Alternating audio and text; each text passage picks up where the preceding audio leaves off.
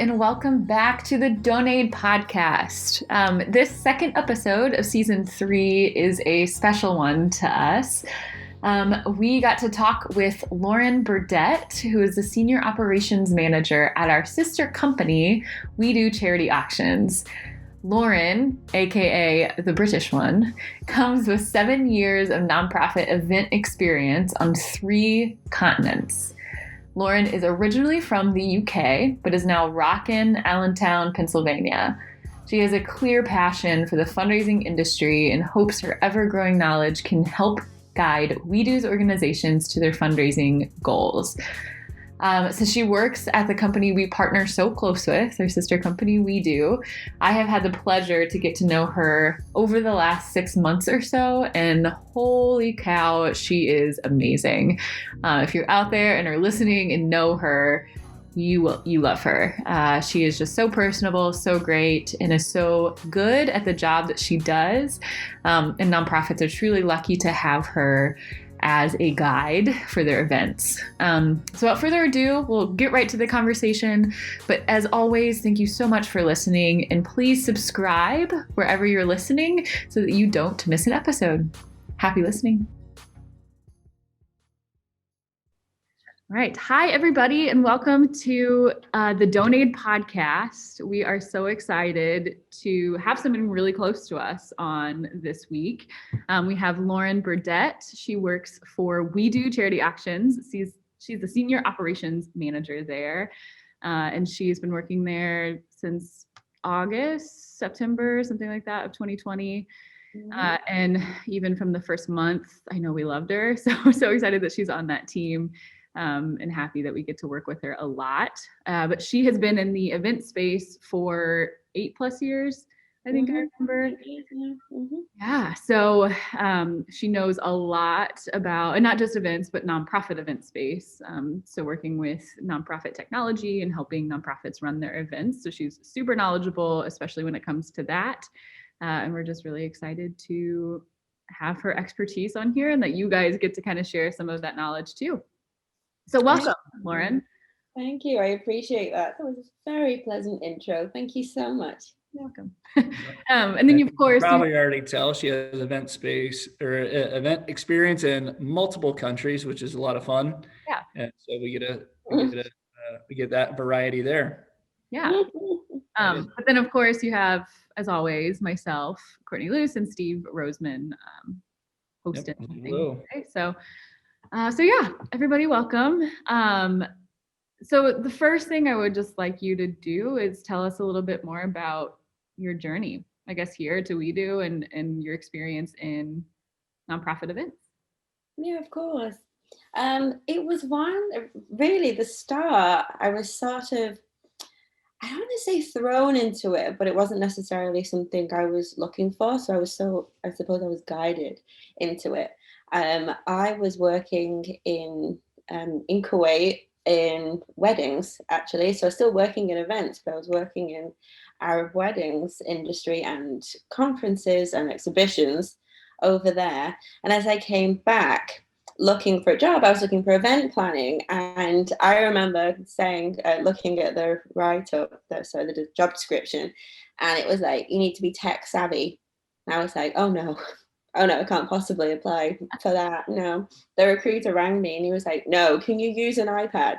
Like, little did I know at the time how that would actually mean for the next 8 years following, because yes, I can now definitely use an iPad efficiently whilst on site. And then I suppose it all began there. So I've learned a lot more about the nonprofit industry and software in doing what we're doing. So even though I started as an event planner, we've escalated so far beyond that now. And I'm obviously so pleased that happened. It's taken me in a direction that I never thought I would end up going. Like, if you'd have asked me 8 years ago, oh, what do you want to do with your life? Like, I never would have said this. I'm so pleased that it's turned out the way it has. Yeah. I was actually just asked the other day, why nonprofits? I forget who I was asked. And I had to think back of like, how did I get into this? And it was very accidental. Just happened upon this industry. And I feel like that's the story for a lot of people. Yeah. Well, even with Lauren coming on board, I remember I think you'd emailed or, we had a conversation, and it wasn't until like 30 minutes in that because we had, and we still do, a job offering out there in the Indeed world. How it's out there, I don't know. How I get it down, I don't know. And so I thought she was reaching out about a development position from this Indeed thing. And I was like, oh, she sounds great. So let's have this conversation. Well, come to find out, she found us. It wasn't from that. We just had a great first conversation, stayed in contact for it was probably a couple months. And it was just kind of a perfect fit with her skill sets. And, the fun thing is I'm going to go out on a limb because we haven't even talked about this before, but your skill sets have dramatically increased. And even like the 6 months, and not even 6 months you've been with us. So, it's been fun to watch. And, am I correct in that? Because you're doing a lot of things that you did not have on your resume prior to. I'm doing a lot of things I probably didn't even want to be putting on my resume. That out there, but like nothing wrong with a bit of being thrown in at the deep end. And I have learned so much. You're right, just by going across different areas. And again, that just takes us back to what I said before. A light push in a different direction, you can learn so much about yourself and what you were doing. And yeah, now I'm proud to say I have all those things on my resume and other things that I actually enjoy. I've come to visit family this weekend, and I think I'm almost boring them with the things I find particularly exciting, because this is what I'm working on at the moment. I'm like, oh, okay, I think we've heard enough now. But yeah, I do everything. It's inspiring what we're doing. It always is, this industry, and there's so much more that we can be doing. And you learn. I'm speaking to so many different nonprofits, and one of the questions that I was asked just last night actually was like, is your target audience competitors? Because we're having a bit of a marketing conversation. And I was like, well, no, not really. Just because they're all the same, they're all a nonprofit, they've got completely different target markets. So again, it's so interesting in like this web that's formed in the marketing side, and who I'm dealing with and what I'm able to learn from each individual with every event that I work and every person that I come into contact with. So there's a real web being spun right now. Yeah, my resume is going to be huge. Give me another 12 months. Yeah. And I think like going back to your point of competitors, one thing I've loved about the industry too, of being in it, is it's really a community like that. I mean, sometimes there's a little bit of maybe jealousy or something like that of a nonprofit that's getting, especially in the same cause, getting more money. But at the same time, like we say it all the time, givers give. So there's so much money out there to be doing good with. And so I love to see the community aspect of it, and like nonprofits realizing that they can't do it all. So like joining forces with other organizations to just make a bigger impact. And I love that.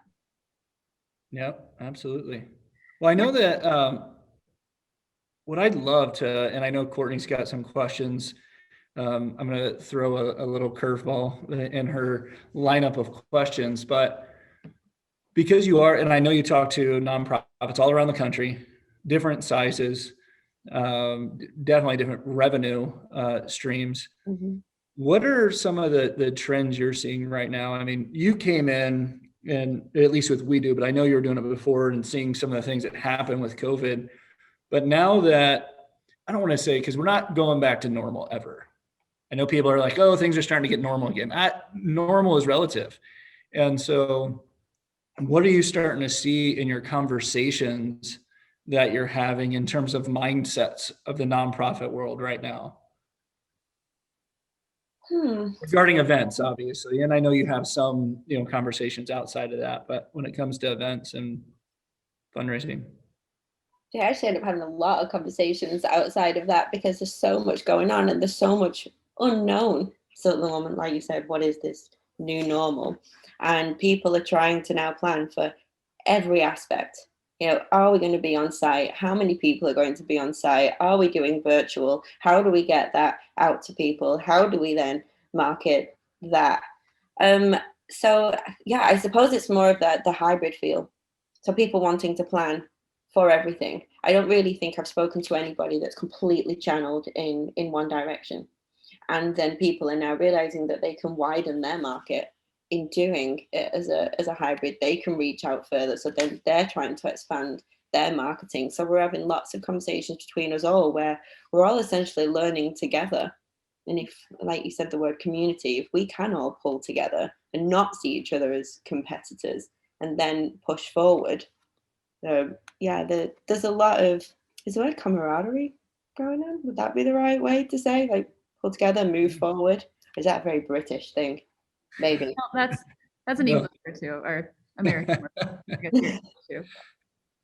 No, but that makes sense. I mean, and I like hearing that because it reminds me that, I think of traditional business, right? I mean, a traditional business usually tries to create a strategy of what's the perfect scenario and what's the worst case scenario. And so let's plan for that. And so now it sounds like they are, because at the beginning, when I was having conversations, people would drag it out. We don't know if we can, so we're waiting. We don't know if we can, so we're waiting. And it's like, well, make a decision and do something else then, because waiting isn't going to help anybody. And it comes down to their mission. So that's awesome that, they're planning for all scenarios, and then they just pull the trigger on the one that they want to execute upon. Yeah. That's great. Well, that's what we're getting. And I'm seeing some really good jobs done as well. Considering it was this unknown, and we've all thought at the start, like, it came from this seed of an idea, and what they've managed to turn it into. And I'm always being asked for different examples and things like that. And I always ask them, do you mind if I share? Like, you did a fantastic job at this. Do you mind if I show someone else? Can I send them your virtual recording? Can I show them your landing page? Can I tell them how you ran that appeal moment in a virtual setting? And yeah, there's a lot of praise going backwards and forwards between them as well, because they're so grateful, because we do need this advice. We need to pull together in that aspect. There's a lot that goes into the fundraising, more so than just the platform. We're lucky we have a very flexible, user-friendly platform that they can then do all these things with. So it's constantly coming up with new ideas of, oh yes, you could run it this way, or you could do that with your appeal moment. These items could have different categories and close at different times to keep them engaged, open a week earlier. There's lots of different things, because it isn't just about the tech that evolves the whole event. And they end up extending there. It's not just a one night thing anymore. So there's a lot more that then goes into it. And I think what people are learning is, when you do use a technology platform, once you're set up, it can run itself. Yeah. It's actually far easier to be able to do. Well, and I know you even mentioned what Acacia, didn't they do like 2.5 times what their goal was? And, seeing things like that, which means too, not only are they doing a great job and getting better, but it also just hearing support again financially, and people are starting to open up their pocketbooks and, get back in the game, if you will. So that's good to see too. Yeah, for sure. I've always said, I know the past year or so has been hard, but at least it has forced people to be creative and realize that they can do a lot more with less. Like, that there might be, and like you said, with marketing, getting their reach widened, like that might just always be a thing now, because why not? The technology exists, it's easy to include it in, and more people get to hear about your cause. So I just seeing the good and what's happened in the past year, I think is encouraging. Yeah, it's funny you say that. It's actually been a complete transition. I used to get asked often about more exclusivity. We don't want people bidding from outside of the room. Is it password protected? How can we make sure only ticket holders are being able to bid on our items? And now it's like, how early can we open it? How many people can we have in there? Is it unlimited bidders and items? Yes. Can we use it? Can we use it for donations? Oh yeah, absolutely. Like, keep putting it out there, keep it going. So yeah, real Really cool. Yeah, I like that a lot. So obviously we're probably going to stay on the topic of nonprofits this whole time, but what is your favorite part of working with nonprofits? it's learning about what good is happening out there. Mm. So there's a lot that's going on in the world all the time. And then you hear of a story. It doesn't necessarily have to be a sad story. Let's call it a success story. And you think, wow, how am I so close to all these good things that are actually happening around us as well? And then you meet some like inspiring, passionate people about what they're doing. They've pretty much dedicated their lives to these things, and I'm just full of admiration for the clients that we work with. Yeah, that's really well put. I like that a lot. Would you say then that that's also your most rewarding thing about working with them is just being able to see the good that's happening? Do you have anything else? Yeah, and again, it's inspiring. It gives you hope. You know, it's nice, and learning the different.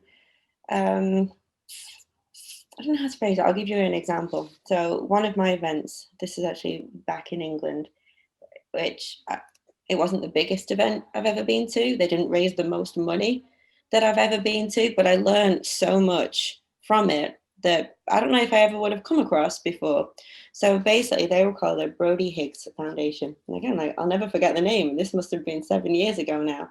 And they were raising money for, it was if you'd had, if a child had passed, and they wanted to raise 1 million to build a house secluded so the family could go and be together and mourn away, like almost out of society, just to be together. So they wanted, I think it was maybe I guess, I don't know, 5 bedroom house. So everyone could go, but then they could just be the parents there, or they could take their children with them, or grandparents, just so they could grieve. Hey, wonderful idea. When we got there, you were handed out donor cards, or like to sign up to be an organ donor. And I was like, okay, this is strange. I don't know how this necessarily relates to that. But what they were also trying to promote is when Brody died, he choked on a toy at 2 years old. Extremely sad story. But because he choked, there was no illness within him. There was nothing wrong with his organs. So because they had donated their babies' organs, they had saved 6 other babies of the same age. So they were encouraging everybody there to sign up to be an organ donor. And I know that's a very difficult area, and everybody has their own opinions on it. And whether you did or you didn't, there was no hard push, but it was there as a suggested organ donor registration. And I just thought that was a wonderful play. So we're not just asking you to donate financially, like, but be aware of this cause and look what good we were able to do. And then second, we're raising money for this house. I thought it was wonderful. I never would have learned anything about that. Mm-hmm. Yeah, Fun moments. yeah, I love that at all. So speaking of events, and I know you just gave some really inspiring ideas, and I honestly, when I get out of that too is you don't always have to have at your events this like set normal schedule of happy hour, dinner, presentation, ask. Like you can pull in some of these elements that are going to be unique to your cause and your organization. Like there has been, I've heard of some, I think it was like, well, no, I don't know if you guys have been to this event here. It talks about like slavery, and it's with Connor Prairie, but like slavery in the past, and it's an experiential thing. So they put you through the actual thing. So we did it as a staff when I worked in an anti-trafficking organization, and it was so cool. Now it wasn't an event; it's like something they have ongoing, but just being able to pull some of those experiences in, because anything like that is going to tug on the heart, right? Like that's it. I hate to like put money to it, but if anything is going to get a checkbook out, it's that heart pool. And also you always remember it, and you're still talking about it 7 years later and getting advocates for it because you had all these great memories from it. Anyway, so still pulling in events, what, in your opinion, what do you think is the most important thing for nonprofits to consider when they are planning their event? I think it's exactly what we just said. It's the donor engagement, isn't it? Mm-hmm. And it's making sure you keep the ongoing interaction, not just throughout the night of the event, But then after that, it's not just, hey, we've got this one fundraiser. I'm not going to talk to you again for the rest of the year until we have our next annual. So it's a case of ongoing, and then also throughout the night. It's also your different target audience. Like, really, we don't want to have a specific target audience. We want everybody to be appealed to this cause. Why not? Every age, from every background. So trying to incorporate that into maybe now what would be 1 hour of virtual. And it's a lot harder than keeping them entertained with food nowadays. So when you're running a virtual, when you're doing a live broadcast, all these different aspects that can be brought in that could be entertaining, to keep them. So you're spreading your word, you're making sure they know your mission, but we also want to provide you with a level of entertainment so you can enjoy this experience with us. And then, we definitely want to pull on the heartstrings a bit to make sure we've got our ask in there at the same time. And it's the most important, but the most difficult part as well. And again, it's about utilizing what you have. So is it utilizing that you're going to have to utilize technology in this virtual world that we've got? Is it, even if you are going to go hybrid, and then how are you going to plan both sides? And still, don't, just because the donor's in the room, don't give them more attention than the viewers. The other side things are really difficult. But this is why we're seeing some really great ideas coming in.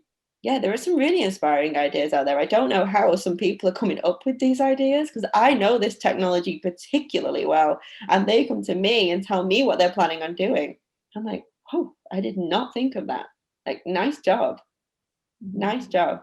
Well, and to your point too, with, attracting different age groups, if you have only an in-person gala, right?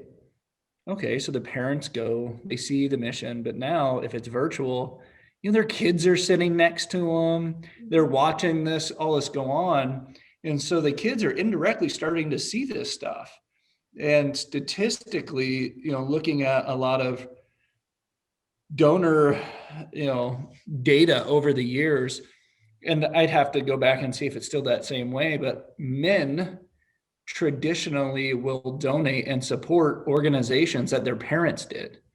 Women are a little bit more show me the proof. Men are just, oh, I trust because my parents did it. And so if you can start to see an uptick in developing the relationships with the kids, they're aware of different things that are going on in their community. You said it earlier, some of the awesome, it's horrible English, some of the things I love the most about this is learning about organizations that I'm like, man, I didn't even know that was a thing. And it's really cool. I reference all the time an organization. I don't recall the name because we didn't work with them because they, didn't put on an event, but it was an organization that all they do is support grandparents that are forced to become parents because they had to adopt their grandkids because something happened, whether the parents went to jail or passed away. And I'm like, how cool is that? Because these people thought that it's time to retire. They didn't save maybe enough money to take care of kids again. They don't have the energy to take care of these kids again. And so they're put in a position that they're forced. Obviously they love the kids, but it's like when I hear about stuff like that, I'm like, man, I bet that's actually a decent sized cause because of the amount of times it happened. So yeah, there's a similar cause. It was the same thing that happened to me that I didn't know it existed with the elderly and getting taken advantage of by younger people, like when they are in like retirement homes or anything like that, when it comes to money. So people trying to come into their lives knowing that they're at the end and getting some sort of inheritance or stuff like that. And I'm like, and it happened to somebody I know, like a friend of a friend, whatever, one of those sorts of things. And they were looking for an organization to help with this. And I was like, it's just, there's so many things that you don't even think about until you're getting affected by it. And it's so evil. Sorry. It's awful, isn't it? It's yeah, it like makes you sick to think that people actually do that, but that there are organizations out there to help combat it. Yeah, there you go. So we'll wrap up a little bit here in the next like 5 minutes. So I want you to have a chance to, if there's any other like piece of knowledge, advice, anything that you want to give to organizations when they are planning events. I know we've talked already a lot about planning events in this time, but if there's anything else that you want to say to help them either with donor engagement, planning these events, what you're seeing people like in the events. So entertainment ideas, anything like that you want to give. Yeah, because it's still forefront of my mind, I still want to say learn from each other. Like, look, Google what other events are happening and how they did it, good and bad, like, because we're going to learn from both, because I have seen a wide spectrum of all different types. And what I did learn specifically from Acacia, which you referenced before, Steve, is I'm always telling people, don't go any longer than 45 minutes to the hour. You're going to lose your viewers, that you're not going to keep the engagement there. And they ran over 2 hours and I was gripped the whole way through. And I'm not even a member of their school. I didn't know any of the teachers that were speaking or any of the children that were there. And they still had me gripped in the way they did it. It was, I would guess, 75% recorded.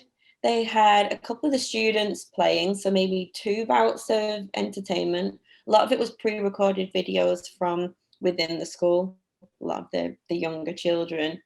Something really interesting that they did as well, they were doing a countdown to the start of the event. I think they did it from 50, but each child came forward with a little board, and maybe that took a little bit longer to go through 50. Well, it must have been 60, mustn't it? Because that's a minute. However long it was, like that many children were standing in line. So I suppose as a parent, you're waiting to see your child. So that keeps everyone engaged. That's a great idea. At the end as well. But they did have a particularly charismatic head teacher who is obviously quite a comedian as well. And they also use, this is a new one to me, a lot of poetry throughout, but comical poetry that they'd obviously written that made sense to them and to their association throughout. It was honestly highly entertaining. And again, when I say for every audience, I am not their target market. I am not at all. I don't have a child at their school. And I was still inspired by what that academy also offers. And again, whether it was raising awareness for a financial donation, I'm already retelling the story. Someone will ask me, and I remember exactly who it was. So if anyone's based in Kokomo, Indiana, and they're looking for an academy for their child, I know to tell them where to go. They did a great job. And again, there were exceptions to the rule. That would not have been what I would have suggested. So learn from successes.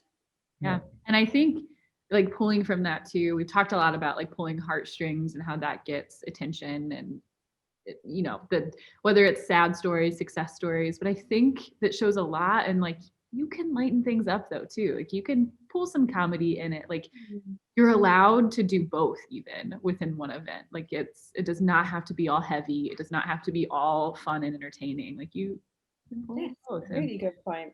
Really good point. Can also be quite real as well.